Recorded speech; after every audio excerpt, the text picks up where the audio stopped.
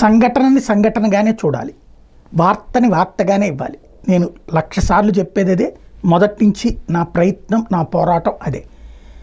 రాజకీయాలని వార్తలతో మిళితం చేసేసి గందరగోళం చేసేసేయడం ఎట్లా అన్నదానికి సజీవ సాక్ష్యం ఒక్కసారి గుర్తుకు తెచ్చుకోండి. ఎల్జీ పాలిమర్స్ ఉదంతం ఇప్పుడు జరిగినటువంటిది సేమే కదా. ఇన్సిడెంట్ పరిశ్రమలో జరిగింది, లోపం పరిశ్రమ యాజమాన్యం నిర్వహణలో వైఫల్యం.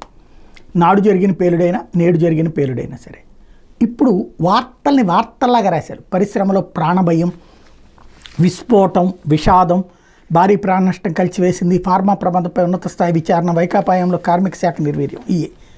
ఇక్కడ మళ్ళీ ఇందులో అంటే కార్మిక శాఖ నిర్వీర్యమైంది అంటే అప్పుడు వైఎస్ఆర్ కాంగ్రెస్ పార్టీది నిర్లక్ష్యమే, ఇప్పుడు వైఎస్ఆర్ కాంగ్రెస్ పార్టీది నిర్లక్ష్యమే. 2 నెలలు అయిపోయింది కదా గవర్నమెంట్, కార్మిక శాఖ ఏం చేస్తున్నట్టు. రెండవది, ఇందులో కార్మిక శాఖది ఏంటి సంబంధం, అక్కడ బేసిక్గా పరిశ్రమ యాజమాన్యానికి సంబంధించినటువంటి అంశం. యాజమాన్యం ఏంటి అసలు, స్పందించినటువంటి యాజమాన్యం. అప్పట్లో ఏకంగా ₹1,00,00,000 పరిహారం అన్నది జగన్మోహన్ రెడ్డి చేసినటువంటి ప్రకటన. ఆ ₹1,00,00,000 పరిహారం ఇచ్చాడు. ఇవాళ అందుకని ఇక్కడ కూడా ₹1,00,00,000 పరిహారం ఇవ్వడం అయ్యింది. అదే సందర్భంలో వాళ్ళందరికీ ఆదుకోవడానికి పరిహారం అదంతా ఇప్పించాడు. తీరా చూస్తే ఆ ఎల్జీ పాలిమర్స్ని మూసేదాకా ఒప్పుకోలే, కోర్టుల దాకా వెళ్ళి ఎల్జీ పాలిమర్స్ని మూయించేశారు సాంతం, పరిశ్రమల ప్రమాదం జరిగినటువంటి కారణంగా. ఇప్పుడు మరి ఈ సంస్థని ఏం చేస్తారు, మూయిస్తారా, తెరిచే ఉంచునిస్తారా? ఆ ఎల్జీ పాలిమర్స్ చివరికి ఈ మధ్యనే చంద్రబాబు గారిని కలిసి వేరే చోట పెట్టుకుంటా ఉంది. అదేమో ఎక్కడ సంస్థ, అది కొరియాకి సంబంధించినటువంటి సంస్థ.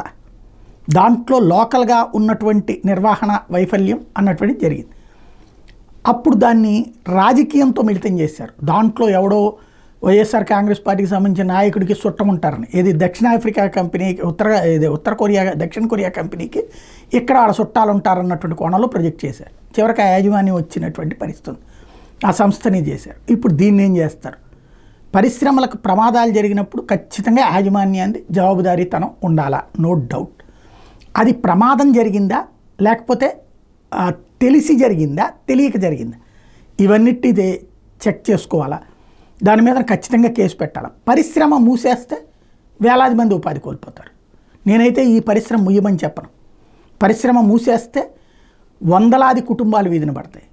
ఖచ్చితంగా దీని బాధ్యులని శిక్షించండి, బట్ అలాగని పరిశ్రమను మూసేయద్దు. ఆ పరిశ్రమను మళ్ళీ రన్నింగ్లో లేకపోతే వాళ్ళని ఆదుకోవడం కూడా సంస్థ యాజమాన్యం వల్ల కాదు. కాబట్టి అది జాగ్రత్తగా ఉండాలి. సేమ్ టైం అప్పటి వార్తలు ఇప్పుడు వార్తలు చూస్తే అప్పుడు ప్రభుత్వాన్ని దుమ్మెత్తి పోసినటువంటి పత్రికలే ఇప్పుడు క్యాజువల్గా ఓ వార్త రాసేసి, అంటే చక్కగానే వార్తలు రాసినాయి, రిపోర్ట్ వార్తలాగా రాసినాయి, అంతే తేడా అప్పటికిప్పటికి.